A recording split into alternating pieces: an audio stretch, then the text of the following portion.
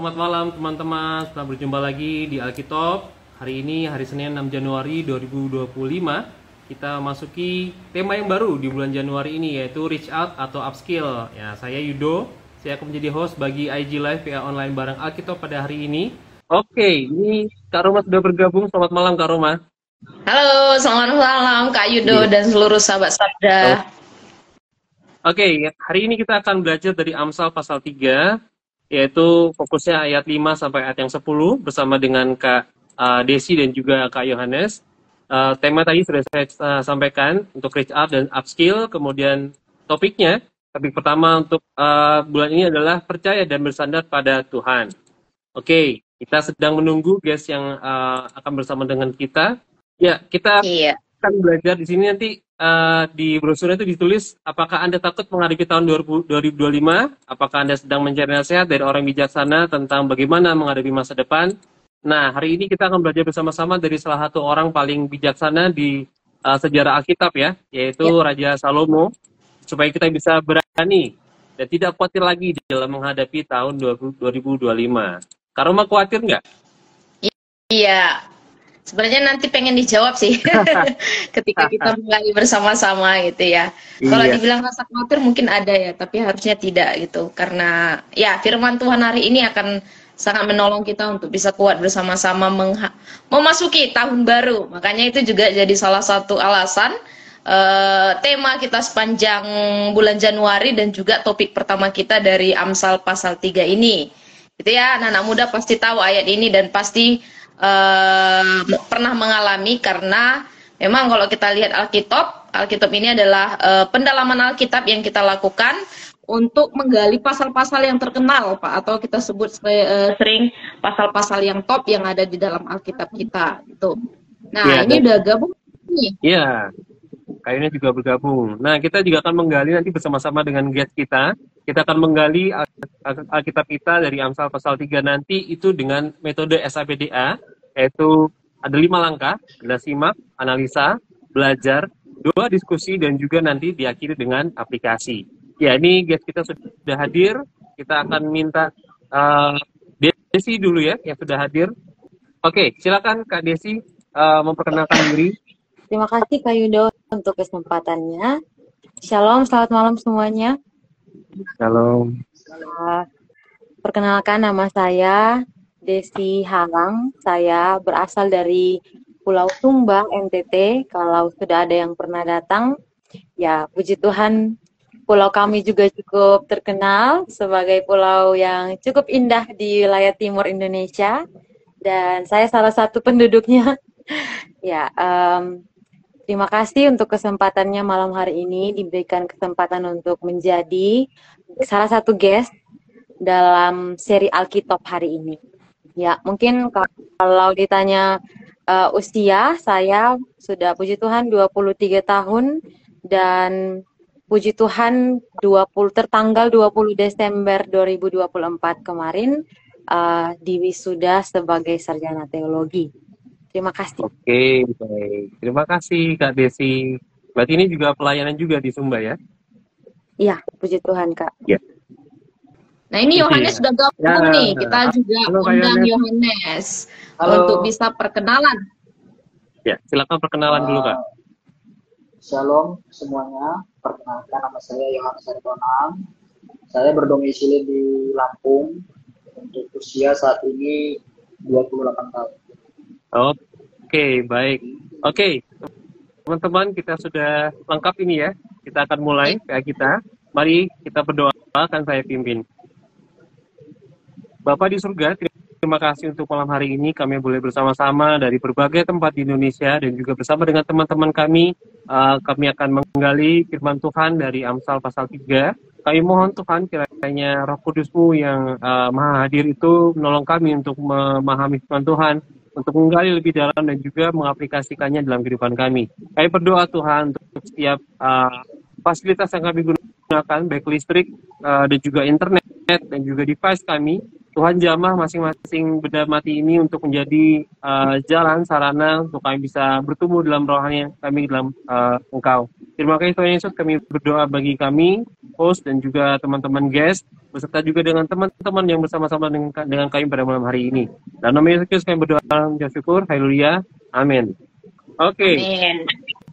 Ya, jadi hari ini kita masuk di topik pertama ya, yang akan kita gali dari Amsal pasal 3. Nah, tetapi sebelum kita masuk ke Amsal pasal 3 bersama dengan guest kita, bersama dengan Desi dan juga Yohanes, ini kan masih tanggal 6 Januari nih teman-teman. Jadi mungkin teman-teman ketika memasuki tahun yang baru ini ada nggak yang dikhawatirkan ke depannya gitu ya? Baru masuk 6 hari tapi sudah banyak kekhawatiran, nanti gimana ya, bisa ditulislah di kolom komentar apa yang teman-teman khawatirkan ketika masuk di tahun yang baru ini. Ada banyak sebenarnya yang bisa dikhawatirkan oleh orang, termasuk itu mungkin tentang lapangan pekerjaan, tentang perekonomian, tentang jodoh, tentang keuangan, tentang masa depan, dan banyak lagi hal-hal yang banyak dikhawatirkan oleh orang-orang ketika memasuki tahun yang baru gitu ya. Jadi itu masuk ke semua lini ya, masuk ke semua aspek gitu. Tapi apakah kita sebagai anak-anak Tuhan juga punya konsep yang sama, punya paradigma yang sama dengan orang-orang yang nggak mengenal Tuhan, orang-orang yang sering khawatir gitu? Apakah kita siap memasuki tahun yang baru ini dengan hati yang bersyukur, dengan hati yang legowo, karena kita tahu sebenarnya Tuhan sudah banyak berbicara tentang hal-hal kekhawatiran dalam Alkitab, sehingga ini menunjukkan kita juga harusnya nggak takut dan nggak khawatir menghadapi hari-hari, khususnya tahun 2025 ini. Ya, gimana menurut Kak Yudo?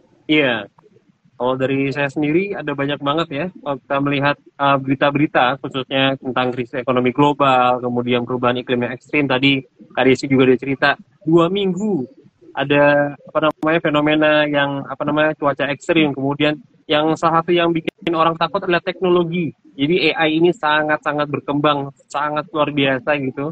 Itu mempengaruhi banyak orang, ketakutan tentang pekerjaan. Tadi Kak Roma bilang pekerjaannya diambil robot.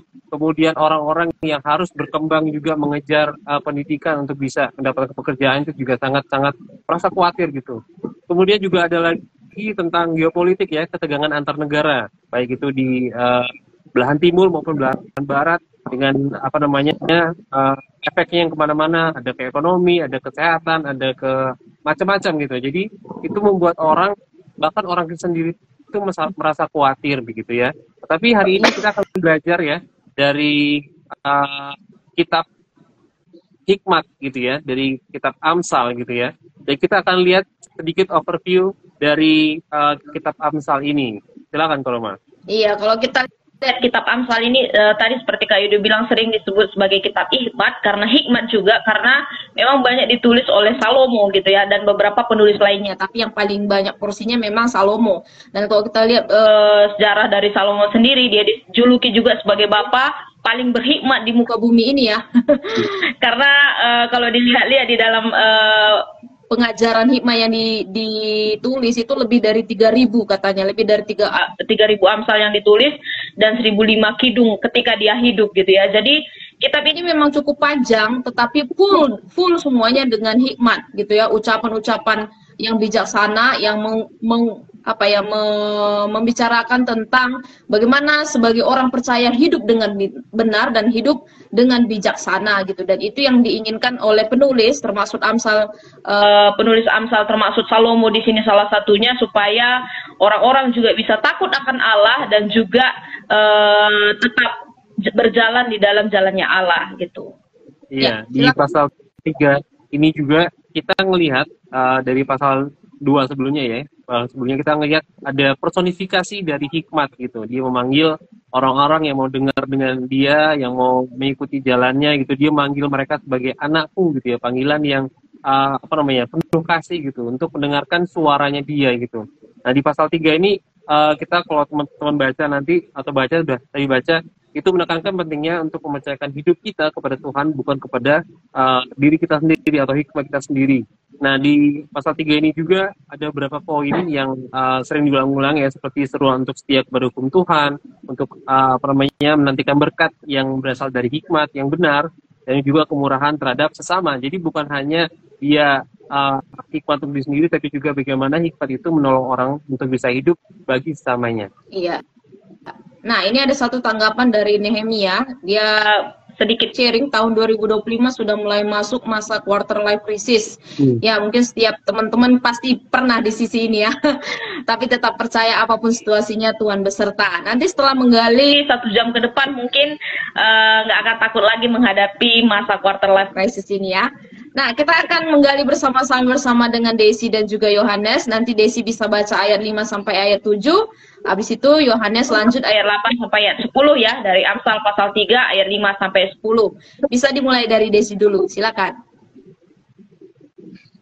Ya, ayatnya yang pertama, percayalah kepada Tuhan dengan segenap hatimu, dan janganlah bersandar kepada pengertianmu sendiri.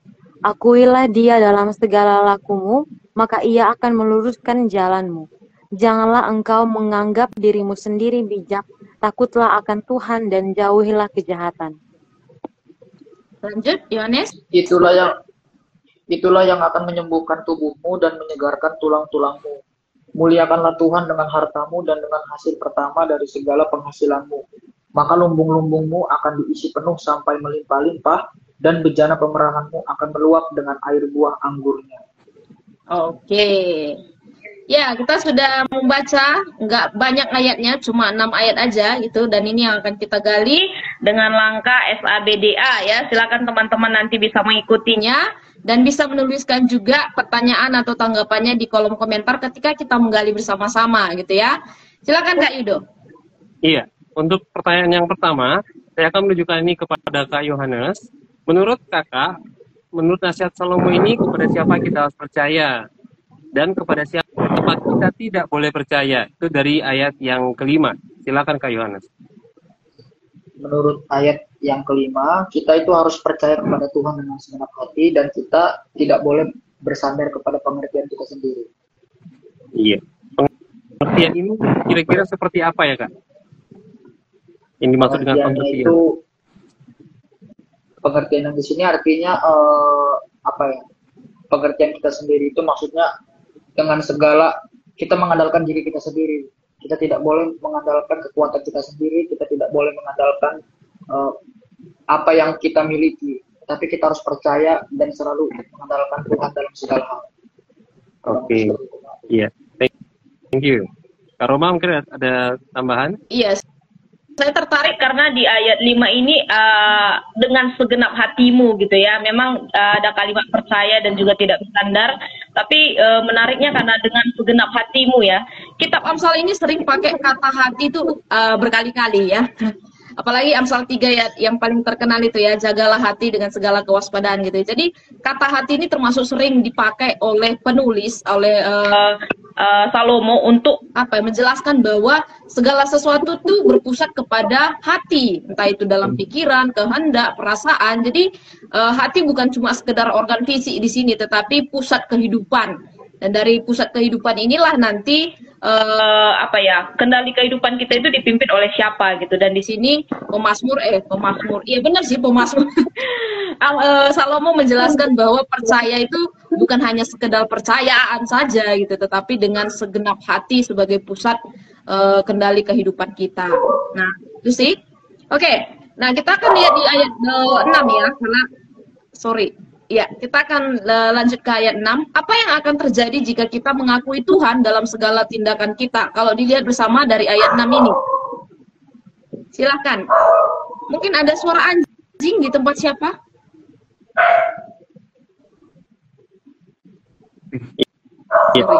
Ya. Ada cukup suara. Mungkin bisa di mute dulu ya. Oke. Ya. Silakan bisa lanjut ke Desi. Oke, Kak. Ya, kalau kita mungkin mengakui Tuhan dalam segala laku kita, ya Tuhan akan meluruskan jalan kita.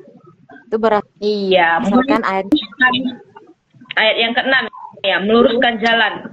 Nah, ini yang menariknya, apa nih kira-kira arti Tuhan meluruskan jalan kita? Oke, kita ya ini melihat bersama kata lurus berarti ya berlawanan dengan sesuatu yang bengkok atau tidak lurus. Ada jalan yang lurus, ada jalan yang juga tidak lurus atau ya aliasnya miring atau belok seperti itu. Jadi ada sesuatu yang berlawanan dengan jalan yang lurus. Jadi ketika kita mau hidup mengakui Tuhan, makanya dengan demikian Tuhan pun akan meluruskan langkah kita, jalan-jalan kita. Oke, iya. Saya setuju sekali ya bahwa Tuhan yang akan meluruskan jalan kita, dan saya juga tertarik kata jalan ini karena memang di Amsal sekali lagi selain kata hati, kata jalan ini juga cukup sering diulang-ulang gitu ya. Jalan ini salah satu lambang untuk menunjukkan cara hidup seseorang gitu ya. Jadi kalau kita ngomongin tentang jalan berarti kita ngomongin bagaimana cara hidup seseorang itu berjalan, hidup di dalam apa gitu. Dan di sini dikatakan pusat dalam kehidupannya itu yang meluruskan adalah Tuhan gitu. Jadi cara hidup kita cara yang berdasarkan jalan-jalan Tuhan, bukan jalan kita sendiri gitu. Mungkin ada tambahan dari Kak Yudo? Iya, kata luruskan sendiri itu kata aslinya itu yashar, yaitu lurus atau meratakan, atau ini yang juga dia just gitu ya, membuatnya menjadi adil gitu atau benar gitu. Jadi ketika kita mempercayakan diri kepada Tuhan, kehidupan kita kayak dibilang oleh Kak Desi itu akan diluruskan oleh Tuhan gitu, akan dibuat baik atau benar oleh Tuhan gitu. Jadi indikasinya adalah bahwa kita menyerahkan kebenar Tuhan membuat hidup kita benar ketika kita mempercayakan diri kepada Dia. Begitu. Oke. Ya. Oke, kita lanjut ya ke ayat yang 7 dan 8 untuk Kak Yohanes. Apa yang akan menyembuhkan tubuh dan menyegarkan tulang-tulang kita? Dilihat dari ayat yang 7 dan 8 ini ya. Silakan Kak Yohanes. Menurut ayat 7 dan 8 yang akan menyembuhkan tulang-tulang kita itu adalah dengan kita takut akan Tuhan dan menjauhi segala kejahatan. Dan kita pun tidak boleh menganggap diri kita sendiri bijak. Oke. Apakah ini berarti takut itu suatu hal yang gentar gitu ya? Ataukah ada pengertian takut yang sedikit berbeda gitu ya? Maksudnya di sini adalah takutlah akan Tuhan di sini. Maksudnya kita lebih hormat, lebih menghargai perintah atau titah Tuhan daripada perintah atau titah yang lain. Begitu Kak Yudi. Ya, termasuk pikiran kita sendiri gitu ya. Iya, termasuk pikiran kita sendiri. Iya. Kak Roma mungkin ada tambahan Kak? Ya, sebenarnya aku setuju banget sama Yohanes tadi, kata hormat itu ditekankan. Karena memang iya gitu, takut di sini tuh sekali lagi kata takut akan Tuhan ini juga termasuk frasa yang sering diulang-ulang di Amsal ya. Apalagi Amsal 1:7 itu favorit saya banget itu. Takut akan Tuhan adalah permulaan pengetahuan, tetapi orang bodoh menghina hikmah dan didikan ya dikatakan. Jadi memang takut akan Tuhan di sini bukan seperti kita takut melihat sesuatu yang horor atau sesuatu yang membuat kita ketakutan secara fisik gitu ya, bulu kuduk merinding gitu. Enggak, kata takut di sini karena kita punya rasa hormat yang besar kepada pribadi yang kudus gitu. Itulah Allah kita gitu. Jadi ketika kita bilang kita takut akan Tuhan, berarti kita punya rasa hormat yang mendalam terkait kekudusan Tuhan itu yang sempurna, sehingga kita nggak main-main dengan perintahnya gitu, sehingga kita juga nggak berjalan sesuai kaidah kita sendiri, tetapi kita berjalan di dalam kehendak dan ketetapan Allah karena kita punya rasa hormat yang besar terhadap pribadi yang kudus, dan itu adalah satu hubungan yang benar seharusnya dengan Allah ketika kita punya hormat, punya arah yang benar dan percaya yang dalam kepada pribadi yang kudus ini. Dan ini yang membuat kita pun bisa berubah dalam segala aspek kehidupan kita karena kita mengenal Tuhan, kita tahu jalan Tuhan, dan kita hormat kepada Tuhan kita gitu. Itu sih ya bagian takut akan Tuhan yang sedikit bisa aku tambahkan. Mungkin dari Kak Yudo? Iya, sudah cukup sih. Sudah cukup jelas gitu ya. Rasa takut itu bukan takut yang mengerikan gitu, tapi kita hormat kepada Dia yang sudah menciptakan kita dan memberikan kita hikmat gitu ya. Itu sudah cukup. Silakan Kak Roma untuk apa yang selanjutnya. Iya. Nah, kalau kita lihat di ayat 9 ini, ada apa saja sih, atau apa saja yang harus kita lakukan dengan harta dan penghasilan kita yang pertama, kalau dilihat dari ayat 9. Silakan Desi. Oke, yang perlu kita lakukan adalah yang pertama-tama mempermuliakan Tuhan dengan hasil pertama dari penghasilan kita.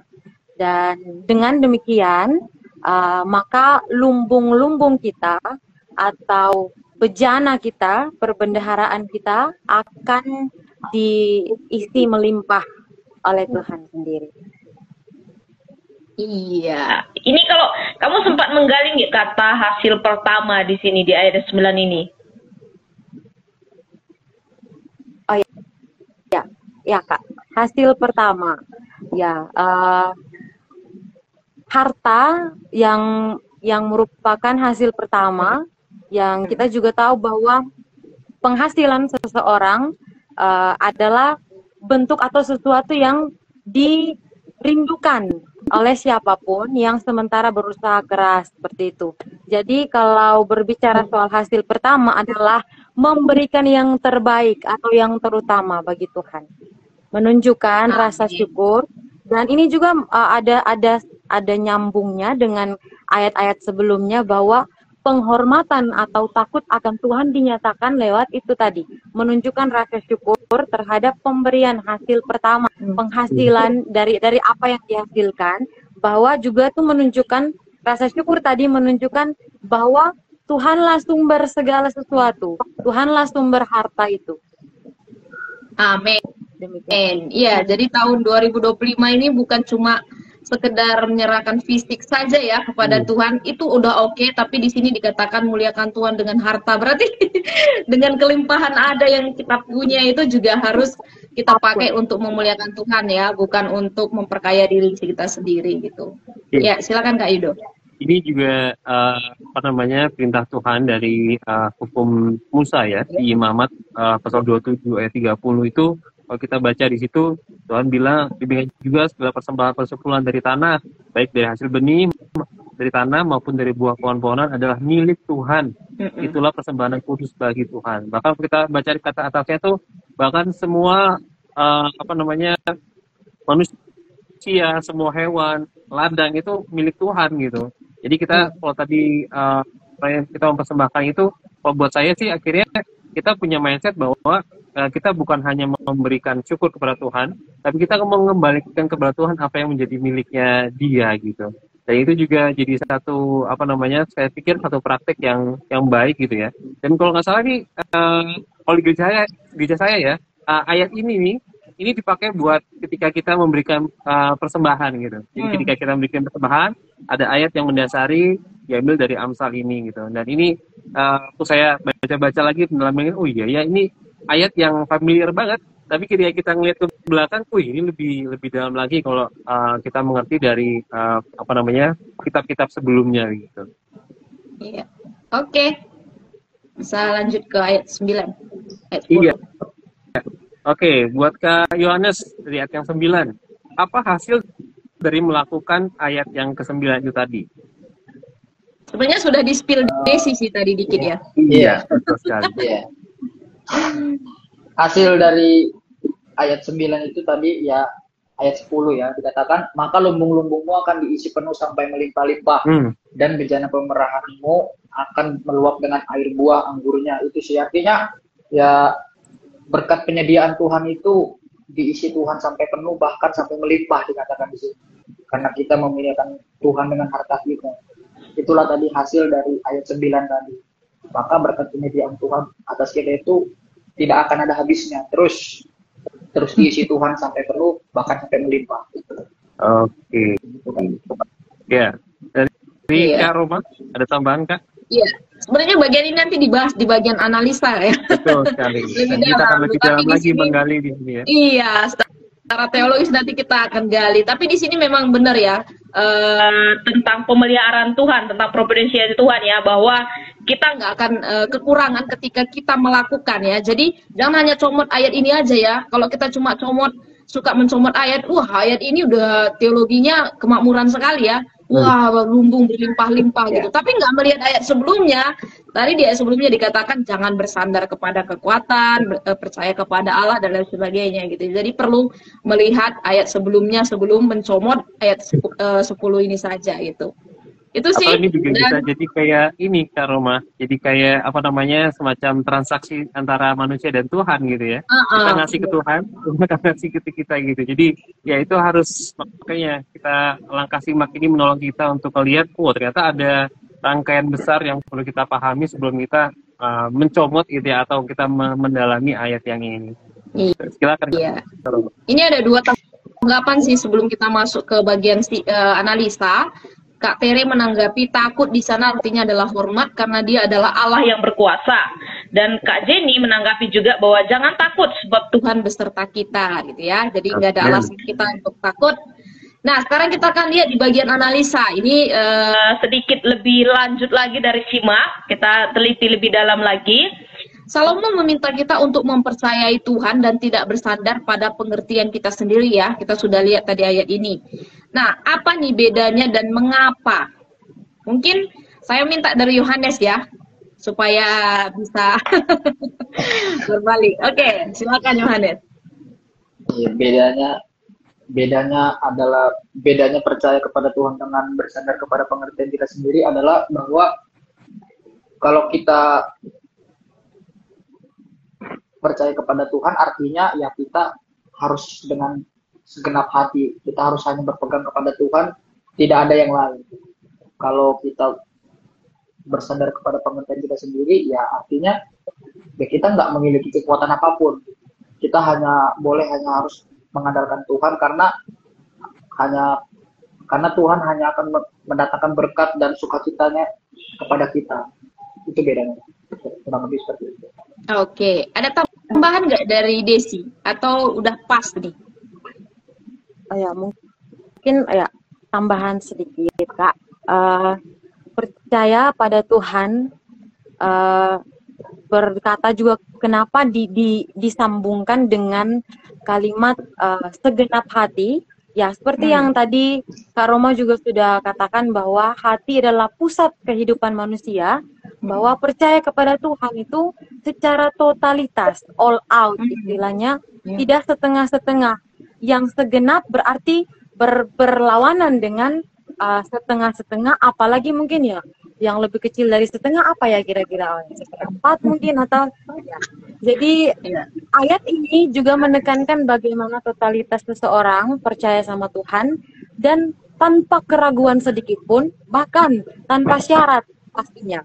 Ya, percaya sama Tuhan juga tidak terbatas pada situasi apapun dan juga bahkan ketika keadaan tidak sesuai dengan apa yang bisa tidak sampai dengan tidak sesuai dengan akal budi manusia, dengan bagaimana manusia dapat menerima keadaan tersebut, ya, tetap saja percaya pada Tuhan, bersandar pada Tuhan. Dan perbandingannya terhadap kalimat tidak boleh atau jangan bersandar kepada pengertian sendiri, berarti pengertian atau pengetahuan yang dimiliki seorang manusia adalah sesuatu yang terbatas dan bersedia, terbatas dan seringkali juga dipengaruhi oleh emosi manusia, dipengaruhi oleh pengalaman manusia, dipengaruhi juga oleh perspektif manusia yang sempit tadi itu, tidak sampai karena ya apa yang dipunyai manusia tidak setara dengan Sang Pencipta atau tidak setara dengan Tuhan tadi. Kemudian juga pengertian manusia juga tidak dapat sepenuhnya memahami rancangan Allah yang sempurna. Demikian dari. Amin. Ya, sudah sangat lengkap dari Yohanes dan Desi ya. Jadi percaya kepada Tuhan itu artinya kita punya fokus kepada pribadi yang tidak terbatas, tapi percaya kepada diri sendiri itu kita percaya kepada pribadi yang terbatas ya, pribadi yang sudah dirusak oleh dosa. Dan katanya kalau percaya kepada kekuatan sendiri itu Sebenarnya kita sedang sombong. Saya tadi sempat baca beberapa artikel. karena kita merasa kita bisa, kita mampu gitu. Berarti kan ini ada ora-ora Lucifer ini yang muncul ya, kesombongan, dan itu dosa. Dan itu kalau udah dosa berarti udah nggak sesuai dengan apa yang Tuhan mau ya. Jadi sangat beda sekali ya percaya ke diri, kekuatan sendiri. Dan juga kepada Tuhan. Ada tambahan dari Kak Yudo? bukan hanya mengandalkan diri sendiri itu sombong, tapi juga kita mempercayakan sesuatu kepada seorang atau sebuah pribadi yang jahat gitu ya. Karena berapa kali Tuhan Yesus sebut kayak bapakmu yang jahat gitu. Kamu bapak-bapak yang jahat gitu. Berbeda dengan bapak yang baik gitu, bapak surgawi gitu. Kemudian juga saya juga bilang dari hati timbul pikiran jahat. Nah, pengetahuan itu ada dalam pikiran gitu kan. Dan itu pasti terdistorsi dengan hal-hal jahat yang keluar dari hati juga, dari motivasi juga, dari hal-hal yang menurut kita benar, tapi itu nggak sesuai dengan firman Tuhan gitu ya. Itu satu hal yang saya pikir kita perlu waspadai juga gitu. Nggak cuman kita mempercayakan diri kepada diri sendiri itu kesombongan, tapi satu hal kita mempercayakan diri kepada pribadi yang salah itu, pribadi yang jahat yang bisa menjerumuskan diri kita sendiri gitu. Oke, kita akan lanjut ke Desi ya ini ya berarti ya. Iya. Ya. Apa artinya lumbung-lumbung dan bejana pemerahanmu? Ini tadi sudah disipil oleh Kak Yohanes tadi. Silakan Kak Desi. Oke, arti dari lumbung-lumbung dan bejana pemerahanmu berarti ada sesuatu perbendaharaan penghasilan manusia. Dan ayat ini juga berbicara tentang janji dari Tuhan, janji berkat Tuhan bagi manusia yang setia menghormatinya dengan tadi harta mereka itu. Bejana yang pertama dulu lumbung-lumbung manusia itu artinya ada perbedaan antara ya kalau kita melihat atau mencari tahu tentang yang namanya lumbung ya Kak ya. Lumbung itu sesuatu yang lebih besar menampung kalau kami mungkin saya boleh bercerita ya tentang kami di Sumba atau ya saya juga berasal dari keluarga petani. Kami kalau menampung hasil panen atau ya padi kami itu ditampung di satu lumbung yang ukurannya itu cukup ya besar sekali ya, sangat besar maksudnya. Itu menampung sekitar bisa berapa ton ya? Sekitar 10 ton sampai. Itu lumbung itu ya mungkin kalau ada 50-an orang masuk di dalamnya itu bisa. Nah, maksudnya lumbung di sini mengatakan tentang sesuatu yang besar tadi. Kalau dalam pikir ukuran manusia saja itu sesuatu yang sudah sangat luar biasa. Artinya bahwa lumbung yang tadi itu, yang mungkin kalau dikerjakan atau dihasilkan oleh manusia dengan kekuatannya sendiri, mungkin tidak sampai setengah hasilnya. Tapi kalau dijalankan bersama dengan Tuhan, dipanen, dikerjakan, diusahakan bersama Tuhan, dan juga hasil pertamanya diberikan kepada Tuhan terlebih dahulu, maka hasilnya tadi itu bisa sampai memenuhi isi lambung, bahkan mungkin bisa meluap. Nah, lumbung yang mungkin juga, ya saya tidak tahu ya kalau lumbung di daerah lain, apakah sama seperti lumbung kami di Sumba, ukurannya seperti apa? Tapi ini berkaitan dengan apa ya istilahnya, tidak hanya berbicara soal perbendaharaan, tapi juga ketahanan sesuatu. Berbicara soal ketahanan pangan, ketahanan kekuatan apa ya spiritualnya, kekuatan yang juga menunjang hidupnya itu tadi. Tuhan menjanjikan kelimpahan bagi mereka. Nah, sama halnya dengan bejana pemerahan itu tadi. Dikatakan ada ya meluap dengan air buah anggurnya. Ya, mungkin kami di Sumba tidak memakai bejana, tapi kami itu sering memakai ini kayak jerigen begitu untuk menimba air, mengangkut apa ya istilahnya mengangkut bibit untuk disebarkan di sawah juga itu menggunakan ya bejana istilah pada masa lampau dalam konteks Amsal ini mungkin bisa juga disamakan pada saat ini dengan bejana yang ada pada kita ya. apapun yang ada pada saat itu, ini bukan hanya sekedar tentang materi, tapi juga tentang sukacita dan pemeliharaan Tuhan yang melimpah. Itu dulu, Kak. Amin. Terima kasih. Panjang lebar dan sangat jelas gitu ya. Oke, Kak Yohanes, apakah ada tambahan dari Kak Yohanes? Kalau tambahan saya dari pribadi sih, ya ada sih sedikit. Yeah. Di sini dikatakan, lumbung-lumbungmu akan diisi penuh sampai melimpah-limpah dan bejana pemerahanmu akan meluap dengan air buah anggurnya, gitu kan. Kalau menurut saya gitu, artinya tadi saya di awal udah mengatakan bahwa berkat penyediaan Tuhan itu tidak akan ada habisnya, dan juga dikatakan di sini ada buah anggur ya. Buah anggur itu melambangkan sukacita, melambangkan damai sejahtera yang didatangkan Tuhan.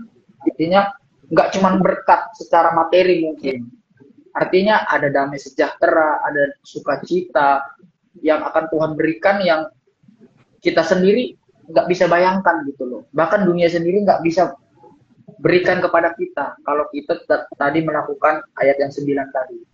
Melimpah bahkan sampai ya penuh, diisi penuh bahkan sampai melimpah. Menurut ukurannya Tuhan dan bukan menurut ukuran manusia. Iya. Itu aja, Kak. Terima kasih. Ya, silakan Kak Roma. Oke, jadi kita sudah melihat ya, sudah menganalisa lumbung-lumbung dan juga bejana dan juga tentang percaya kepada Tuhan. Nah, sekarang kita akan menyimpulkan masuk ke langkah belajar. Mungkin dari Yohanes ya, simpulkan 3 pelajaran penting dari nasihat Salomo tentang mempercayai dan bersandar pada Tuhan. Silakan. Ya, kesimpulan dari saya adalah mempercayai kepada Tuhan itu artinya bahwa kita memang ya bersandar penuh, berserah penuh kepada Tuhan. Jadi nggak ada nih pilihan lain, tidak ada sandaran lain, tidak ada jalan lain untuk kita tetap berjalan bersama dengan Tuhan. Apapun yang terjadi, bagaimanapun ceritanya, apapun kata orang, bagaimanapun dunia katakan, mau apapun berita atau desas-desus yang dikatakan oleh dunia yang terjadi, seperti yang terjadi akhir-akhir ini gitu kan, bagaimana nanti manusia akan dikontrol oleh robot gitu, ya tetap gitu, artinya tetap janji Tuhan itu tetap nomor 1 gitu. Kita harus percaya kepada Tuhan apapun yang terjadi. Jadi firman Tuhan mengatakan di dalam yang lain, firmanku itu tidak akan berlalu, dunia akan berlalu tetapi firmanku tidak akan berlalu. Artinya ketika kita tetap percaya kepada Tuhan, bersandar kepada Tuhan dan tidak dan selalu mengakui Dia dalam segala laku kita, maka pasti berhasil dalam segala hal, dan sukacita bahkan berkat yang Tuhan berikan kepada kita itu melebihi dari ekspektasi kita sendiri. Itu sih Pak menurut saya kesimpulan. Oh iya. Ini 3 poin digabung jadi 1 semua ya. Iya. Iya, ada tambahan nggak dari Desi atau sudah sepertinya sudah oke dengan 3 kesimpulan terkait percaya kepada Tuhan? Mungkin boleh tambah sedikit, Kak? Iya, sedikit ya. Oke. Percaya kepada Tuhan dengan sepenuh hati adalah kunci untuk hidup yang selaras dengan kehendaknya, dan kepercayaan ini memang menuntut kerendahan hati dan pengakuan akan keterbatasan diri kita. Itu dari saya. Amin. Oke, terima kasih untuk Desi dan juga Yohanes. Ya, silakan Kak Yudo. Iya, aku tadi nambahin dikit, itu kayak kita baca Yesaya 55 ayat 8-9 tuh, kita ini ayat yang juga udah pasti terlihat sama kita ya, bahwa perancanganku bukanlah rancanganmu, jalanku bukanlah jalanmu, demikian firman Tuhan. Jadi kayak di situ aja udah kelihatan banget gitu, segala hikmat kita itu nggak ada nggak bisa dibandingkan dengan hikmat Tuhan yang begitu besar gitu ya. Yang itu sangat bodoh kalau kita mikirin bahwa kita sanggup untuk memikirkan atau jadi sandaran bagi diri kita sendiri. Oke, dari saya untuk Kak Desi, timbulkan 4 pelajaran penting dari nasihat Salomo tentang berkat-berkat jasmani dan rohani. Kalau kita mengakui Tuhan dalam kedaulatannya, jadi ada Tuhan meluruskan jalan kita, menolong kita menjadi kejahatan dan lain sebagainya tadi. Silakan Kak Desi.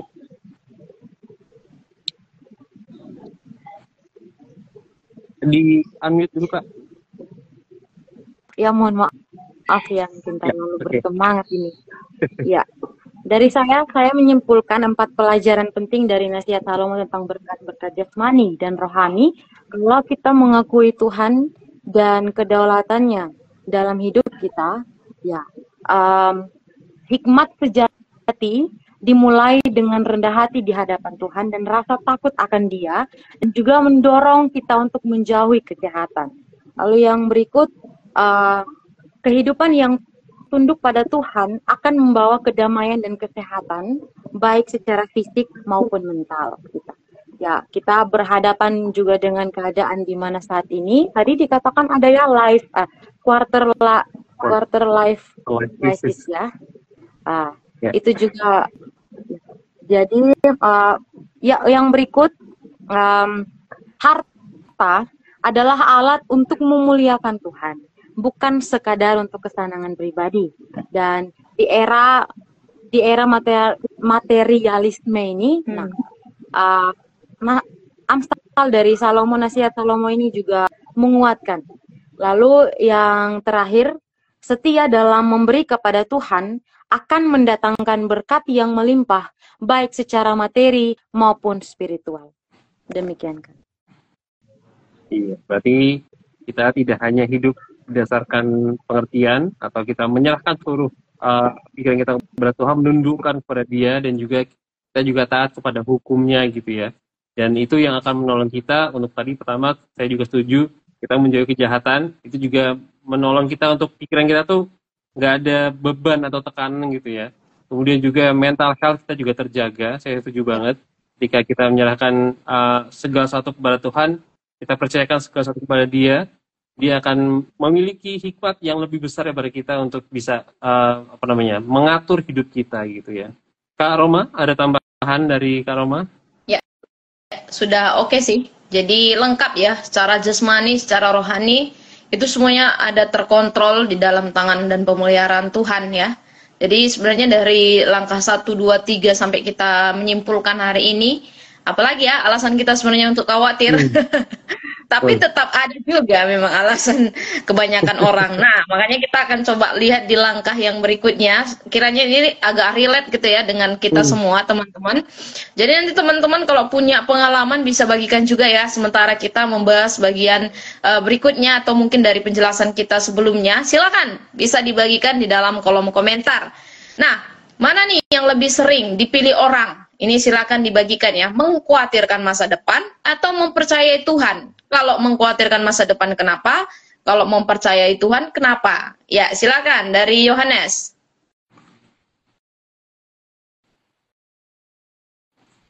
Bisa unmute dulu Kak Yohanes. Belum di unmute. Oh ya. Oke. Boleh Kak, boleh diulangi Kak pertanyaannya tadi. Iya, ini kan kita masuk ke langkah diskusi nih, implementasi dalam kehidupan kita sekarang. Mana nih yang lebih sering, yang kebanyakan dipilih orang? Lebih khawatir masa depan atau lebih percaya kepada Tuhan? Silakan, mengapa? Yang lebih sering, menurut saya, yang lebih sering dipilih orang itu, ya mereka itu, kalau mereka di luar Tuhan, mereka itu ya pasti lebih memilih khawatir ya. Artinya mereka lebih yakin kepada kabar-kabar atau desas-desus tentang dunia ini gitu, daripada tentang kebenaran firman Tuhan, karena mereka nggak datang sama Tuhan. Sedangkan yang anak Tuhan sendiri, yang udah baca firman Tuhan atau dalam kata lain dia sudah beribadah, dia pasti punya juga kekhawatiran. Manusia pasti memiliki kekhawatiran atau rasa takut gitu untuk menghadapi masa depan. Tapi lewat pembacaan firman Tuhan kita hari ini mengajarkan kita bahwa ya ketakutan atau kekhawatiran kita itu tidak boleh membawa kita tuh jauh dari Tuhan, malahan harus membawa kita semakin dekat, semakin erat, semakin intim, semakin dalam kepada Tuhan gitu. Jadi bukan malah semakin bukan malah kita semakin menjauh dari Tuhan ya, bukan. Tapi ya kita semakin dekat kepada Tuhan ketika kita sudah mulai timbul rasa khawatir, rasa takut di dalam hidup kita. Kurang gitu. Nah, kalau menurut Desi gimana? Apakah hanya orang-orang di dalam Tuhan yang tidak khawatir? Silakan berbagi pendapat ya, atau pengalaman juga silakan. ini langsung disentil dengan pengalaman. Ya, saya merupakan salah satu orang yang juga cukup struggle dengan kekhawatiran tersendiri. Dan ya walaupun kita juga seperti tadi, mungkin kita rajin ikut PA, kita juga mungkin menjalani berbagai macam pemahaman Alkitab atau komsel-komsel yang ada, tapi tidak membuat juga kita tidak memungkiri bahwa kita juga sering khawatir akan apapun itu. Ya, dalam pengambilan keputusan apapun itu penting, dan juga dari taraf pentingnya, dari sangat penting sampai tidak terlalu penting itu ya pada masa-masa sekarang, apalagi di era globalisasi, di era yang sudah sangat-sangat canggih, bahkan di kondisi saat ini yang lagi, apalagi anak muda ya, kebanyakan anak muda itu sementara terganggu atau mungkin masih cukup ya harus jatuh bangun dengan keadaan mentalnya, memang mengkhawatirkan masa depan merupakan pilihan yang kerap kali dilakukan, atau hal yang memang ya sangat diminati oleh banyak orang, apalagi anak muda.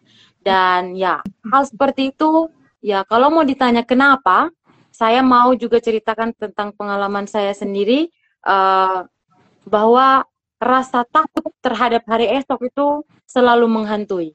Rasa bahwa juga merasa bahwa diri ini tidak punya apa-apa, diri ini tidak bisa apa-apa, bahkan meragukan keberadaan keluarga, meragukan keadaan ekonomi keluarga, atau juga meragukan tentang bagaimana ke depannya, apakah hal ini baik tidak untuk saya, dan seterusnya. Semua hal semua hal yang berkaitan dengan khawatir adalah sesuatu yang diawali dengan itu tadi, meragukan diri sendiri, bahkan menyangkali kebesaran Tuhan. Jadi mengkhawatirkan masa depan adalah hal yang sebenarnya kita sementara, kalau ya saya juga pernah dengar seorang hamba Tuhan pernah bicara bahwa kita menghina Tuhan itu bukan hanya soal bukan hanya tentang bagaimana kita menginjak-injak Alkitab, memaki-maki atau mengeluarkan kalimat-kalimat kotor yang sudah tidak sesuai dan menghujat Tuhan, tapi menghina Tuhan adalah salah satunya meragukan kuasa Tuhan. Itu dari saya, Kak. Oke. Terima kasih ya, jadi benar sekali ya. Kelihatannya kita oke gitu, tapi ketika kita ragu, kita kurang iman gitu, sebenarnya kita nggak memahami siapa Tuhan gitu ya, siapa yang memelihara kita, siapa yang menolong kita, siapa yang memberikan kekuatan secara fisik, secara rohani gitu ya. Jadi sekali lagi diingatkan pasti melalui pelajaran malam hari ini ya, untuk kita harusnya pilihannya, anak-anak Tuhan yang beriman harusnya pilihannya mempercayai Tuhan dan tidak takut dan tidak khawatir gitu ya. Demikian juga tanggapan dari teman-teman Sabda yang ikut malam hari ini, dari Tere, mempercayai Tuhan. Jadi pilihannya mempercayai Tuhan, karena saya merasakan pemeliharaan Tuhan sampai saat ini. Orang-orang di sekitar saya juga menunjukkan mereka orang-orang yang terus percaya sama Tuhan meskipun harus jatuh bangun ya. Jatuh tapi bangun lagi, sehingga tidak jatuh-jatuh terus ya. Dari Cantika, ini mungkin kayaknya rekan Yohanes ya. Saya percaya kepada Tuhan Yesus karena saya sudah tardidi, artinya ini baptis ya, baptis kecil. Waktu saya masih kecil, itu bukti kalau saya percaya kepada Tuhan Yesus. Iya, ini hanya simbol ya, tetapi percaya kepada Yesus tenanan, benar-benar percaya kepada Yesus itu dibangun dari bagaimana kita menjalani hari-hari kita dan bukti atau buah yang kita lakukan dalam kehidupan kita ya. Karena baptis ini adalah simbol dari ketika kita mengikrarkan diri kita percaya kepada Yesus ya. Oke, bisa lanjut mungkin Kak Yud? Iya, kalau aku nambahin sedikit, kalau tadi bilang mengapa orang suka khawatir, itu kayaknya udah bawaan ya. Ketika kita nggak bersandar sama Tuhan itu pasti khawatir gitu. Bahkan ketika bersandar pun kita pura-pura khawatir, pura-pura nggak khawatir, tapi kadang-kadang dalam hati sendiri tuh ada sedikit kekhawatiran tuh akan menjatuhkan kita juga. Makanya Tuhan Yesus selalu bilang, Kalau di Alkitab tuh ada banyak banget tuh, jangan khawatir, serahkanlah kekhawatiranmu. Nggak akan ada berita itu kalau nggak ada orang yang melakukan apa namanya khawatir itu gitu ya.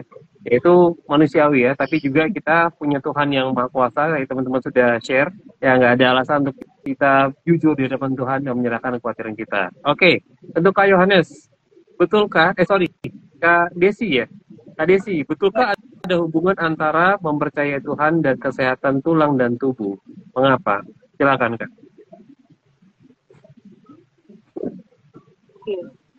Ya, jelas ada hubungan antara mempercayai Tuhan dan kesehatan tulang dan tubuh kita. Ya, mempercayai Tuhan berarti tidak berlaku jahat terhadap diri sendiri, tidak berlaku juga curang terhadap bagaimana apa yang sudah dipercayakan Tuhan kepada kita manusia, bahwa maksudnya adalah sekarang kita tidak hanya melihat bagaimana manusia itu dituntut untuk terus mempercayai Tuhan, tapi bagaimana kita juga menunjukkan bahwa kita menunjukkan bahwa Tuhan ini sementara mempercayai kita juga. Dengan cara apa? Dengan cara kita menunjukkan bahwa apa yang kita perbuat, kita menjauhi segala yang jahat. Kita hidup takut akan Tuhan ya, dengan menjaga kesehatan tubuh kita, menjaga kesehatan hidup kita, kesehatan mental kita, kesehatan pikiran, akal budi kita, dan bagaimana juga kita berlaku bijak, kita berlaku takut akan Tuhan. Itulah yang tadinya hidup kita yang awalnya mungkin terlalu banyak stres, terlalu banyak overthinking, mungkin dengan semua permasalahan yang kompleks dalam hidup kita, dengan sendirinya ketika kita sudah legowo tadi, kita sudah berani, kita sudah bisa untuk mematahkan rasa-rasa peluang-peluang kekhawatiran itu tadi, kita juga sudah bisa untuk menyerahkan sepenuhnya totalitas hidup kita, percaya sama Tuhan. Dengan sendirinya tulang-tulang kita akan segar, dengan sendirinya percaya atau tidak, kita juga pasti sudah pernah belajar tentang bagaimana kesehatan tubuh seseorang juga dipengaruhi oleh kesehatan pikirannya. Kesehatan seseorang juga dipengaruhi oleh kesehatan mentalnya. Dan firman Tuhan juga saat ini, ayat-ayat ini, Amsal Salomo juga menekankan bagaimana kepatuhan kepada Tuhan membuat juga manusia tetap hidup dalam sukacita, damai sejahtera, pengharapan dalam Tuhan, memberikan energi yang terus memperbaharui kekuatan fisik dan mentalnya. Itu dulu dari saya, Kak. Baik, terima kasih. Apakah ada tambahan dari Kak Yohanes? Apakah atau sudah setuju? Ya, silakan Kak. Ada. Saya setuju sih dengan apa yang dikatakan tadi sama Desi, bahwa saya ingin menambahkan sedikit bahwa ketika kita mendekatkan diri kepada Tuhan, memang itu bukan persoalan yang gampang. Itu sulit. Itu akan berlawanan dengan daging kita sendiri, atau akan berlawanan dengan diri kita sendiri gitu. Artinya ketika kita memang benar-benar takut akan Tuhan, artinya kita menghormati hadirat Tuhan, kita menghormati Tuhan dalam segala hal, lalu menjauhi kejahatan dari hadapan Tuhan dalam hidup kita, itu memang akan menyembuhkan, bahkan memulihkan segala penyakit di dalam tubuh. Bahkan dikatakan di sini, itulah yang akan menyembuhkan tubuhmu dan menyegarkan tulang-tulangmu. Bahkan Tuhan itu tidak hanya menyediakan berkat materi, bukan hanya materi, bukan hanya sukacita, tapi kalau kita ada rasa sakit atau mungkin ada penyakit, ketika kita mulai mendekatkan diri kepada Tuhan atau tidak bersandar kepada pengertian kita sendiri, segala penyakit kita itu ya akan segera dilenyapkan Tuhan. Bahkan Tuhan akan memulihkan kita lebih dari keadaan kita yang sebelumnya. Karena kalau saya ambil ayat sebelumnya lagi dari hati kan, hati yang gembira adalah obat yang manjur gitu. Begitu kan. Ya kembali ke hati kita sendiri. Ya. Terima kasih. Silakan Kak Roman untuk aplikasi. Oke, nah kita masuk di langkah yang terakhir ya, teman-teman. Ini komitmen, praktis ya, jangan abstrak. Setelah mempelajari Amsal pasal 3 ayat 5 sampai 10 hari ini, komitmen apa yang akan teman-teman ambil untuk menghadapi kekhawatiran teman-teman tentang tahun 2025 itu ya. Jadi sifatnya komitmen praktis ya. Nanti kalau misalnya komitmen saya takut akan Tuhan, bentuk takut akan Tuhan itu seperti apa? Misalnya saya akan lebih banyak berdoa. Praktisnya begitu. Ya, silakan dibagikan mungkin dari Yohanes, nanti dilanjutkan ke Desi, dan juga teman-teman di rumah bisa berbagi. Silakan Yohanes. Komitmen saya di tahun 2020 ini adalah ya pertama-tama kalau buat saya pribadi itu adalah ya lebih kepada membaca firman ya, dan berdoa, bersekutu intim dengan Tuhan. Karena ya hanya dengan membaca firman atau berdoa kita itu bisa lebih ngerti isi hatinya Tuhan, kita lebih bisa mengerti maksudnya Tuhan dalam hidup kita itu seperti apa. Sehingga kalaupun kekhawatiran ataupun kegelisahan itu datang dalam hidup saya, ya itu akan lewat begitu aja kalau saya tahu janji Tuhan dan ingat janji Tuhan. Sehingga ya ya tadi hanya keberhasilan dan keberuntungan yang akan saya dapatkan di tahun 2025 sampai seterusnya. Amin. Ya, dua bagian ya, membaca firman dan juga berdoa. Kalau dari Desi gimana? Oke. Di tahun 2025 dan juga bagaimana saat ini kita sementara menghadapi era digital yang menuntut mungkin atau sementara bermasalah dengan kemandirian dan rasionalitas. Mungkin tips atau aplikasi praktis dari saya, kita bagaimana mengandalkan Tuhan dalam hidup itu adalah sebelum memutuskan apapun itu, mau mengambil keputusan kecil, besar, atau sesuatu apapun itu ya, untuk maupun baik mencari pekerjaan, pendidikan, atau mencari jodoh, dan apapun itu, berdoalah terlebih dahulu. Mungkin salah satunya, tips dari saya adalah membuat jurnal doa khusus setiap harinya. Nah, itu mungkin bisa dibuat per minggu kah atau per bulan kah ya, itu jurnal doa khusus itu mencatat mungkin pergumulan apakah ada yang Tuhan sudah jawab atau yang masih dipending dan seterusnya.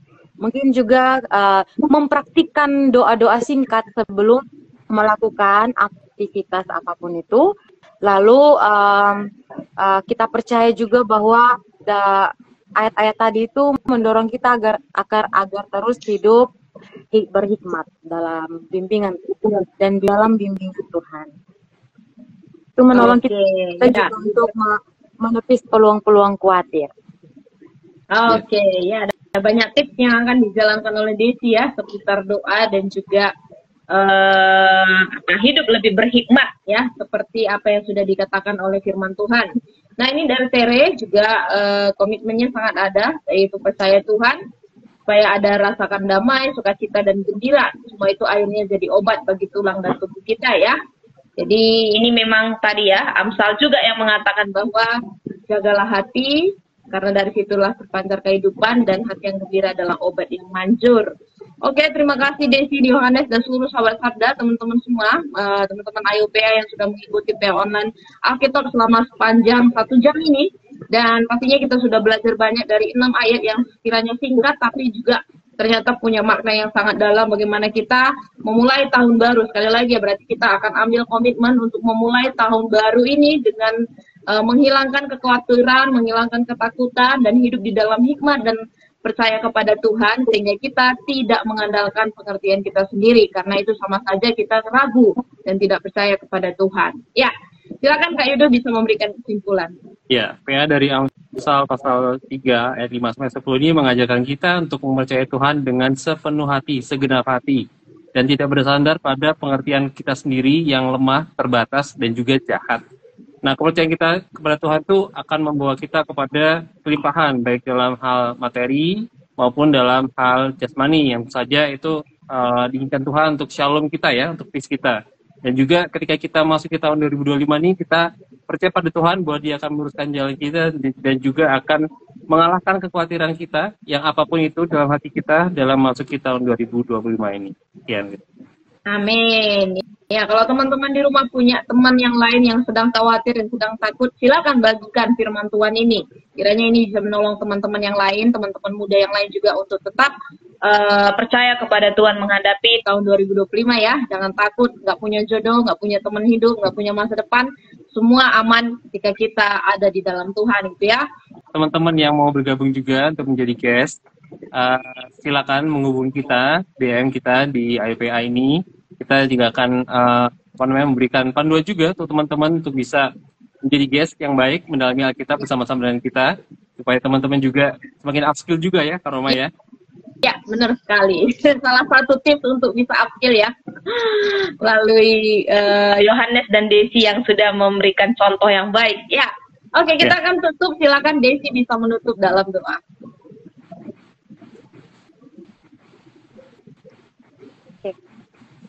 Kita berdoa. Intinya kami mengucap syukur padamu ya Allah. Kami bersyukur bahwa malam hari ini firman-Mu meneguhkan kami, menguatkan kami agar terus hidup percaya sepenuh hati, terus bersandar pada Tuhan. Kami juga mau belajar bagaimana kami terus menghormati Tuhan, menghargai setiap pemberian dari Tuhan. Kami juga mau bagaimana belajar untuk tetap takut akan Tuhan, menjaga hidup kami lebih baik lagi, dan memberikan kami kesempatan untuk terus hidup percaya, melakukan yang terbaik, mempermuliakan nama Tuhan. Kami bersyukur untuk PA pada malam hari ini yang berjalan dengan baik. Terima kasih untuk seluruh perangkat yang kami pergunakan, boleh berjalan dengan maksimal, walaupun juga tidak sempurna yang diharapkan, tapi kami bersyukur Tuhan memberkati semua ini menjadi berkat, dan firman-Mu boleh tersampaikan kepada orang-orang yang berhak menerimanya, dan kami juga bersyukur untuk kegiatan ini Tuhan. Banyak jiwa yang boleh diberkati, banyak jiwa yang diselamatkan, banyak jiwa juga yang dipakai untuk hormat dan kemuliaan nama Tuhan. Kami menatang mendoakan juga rekan-rekan kami, kakak-kakak kami yang terbaik ini, para host yang ada, Kak Yudo dan Kak Roma, Tuhan juga berkati. Juga rekan kami, guest kami pada malam hari ini, Kak Yohanes, juga hamba-Mu, Tuhan terima kasih banyak semua hanya karena kasih dan kemurahan-Mu kami boleh belajar bersama pada malam hari ini. Untuk semua rekan-rekan yang boleh bergabung dalam live ini Tuhan menjamah pribadi lepas pribadi mereka. Tuhan berkati setiap mereka, dan biarlah Tuhan sendiri yang berkarya lebih jauh dari apa yang dapat kami pikirkan, apa yang dapat kami lampaui dengan akal budi kami ya Tuhan. Kami percaya firman Tuhan tidak berlalu begitu saja, tapi jatuh dalam tanah hati yang subur dan boleh menghasilkan buah-buah yang terbaik, melimpah, dan juga boleh menjadi hormat kemuliaan bagi nama Tuhan. Kami akan berjumpa lagi minggu depan kalau Tuhan berkenan. Kiranya juga Tuhan berkati para host, para guest yang ada, juga semua orang yang akan bergabung dalam live ini Tuhan. Tuhan berkati semua, Tuhan berkati lembaga Sabda ini Tuhan berkati semua orang-orang yang terlibat di dalamnya. Terima kasih Bapa, dalam nama Tuhan Yesus Kristus kami bersyukur dan berdoa kepadamu Bapa dalam surga. Amin. Amin. Terima kasih Kak Desi.